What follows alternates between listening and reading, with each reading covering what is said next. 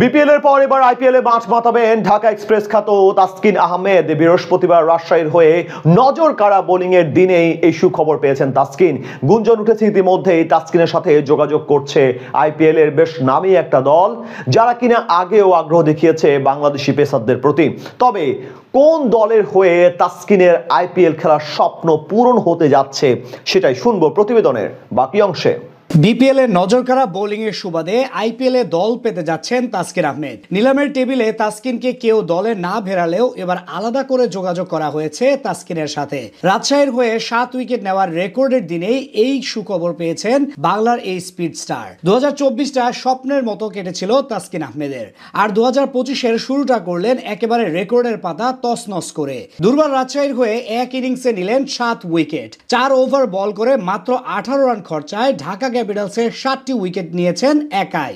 গত বছরও বল হাতে তাসকিন ছিলেন অসাধারণ। 3 ফরম্যাট মিলে নিয়েছেন 63টি উইকেট। বাংলাদেশের পেস বোলিং ইউনিটে নিঃসন্দেহে যা এক অনন্য রেকর্ড। যে কোনো ফরম্যাট হোক, যে কোনো দল, তাসকিন ছিলেন দুর্বার। বাংলার পেস ইউনিটের নেতৃত্বটা দিয়েছেন একেবারে সামনে থেকে। তবে বল হাতে উঠতে থাকা তাসকিন আইপিএল এর মঞ্চে নাম দিলেও সেখানে থেকে যান উপেক্ষিত।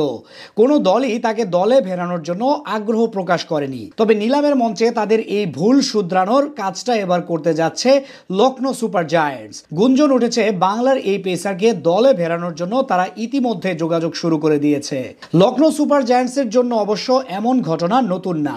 এর আগেও 2বার এই তাসকিনকে দলে ফেরাতে চেয়েছিল লখনৌ, তবে দুবারই ব্যর্থ হয়ে যায় তারা। 2022 সালে প্রথমবারের মতো তাসকিনকে দলে নিতে চেয়েছিল গৌতম গম্ভীরের অধীনে থাকা লখনৌ সুপার জায়ান্টস। পুরো মৌসুমের জন্যই তাসকিনকে তারা নিজেদের ডেরায় নিতে চেয়েছিল। তবে দক্ষিণ আফ্রিকার সাথে টেস্ট সিরিজ থাকায় সেবার আইপিএল এ খেলা হয়নি তাসকিনের। সিরিজের মাঝ পথে তাকে ছাড়তে চায়নি বিসিবি।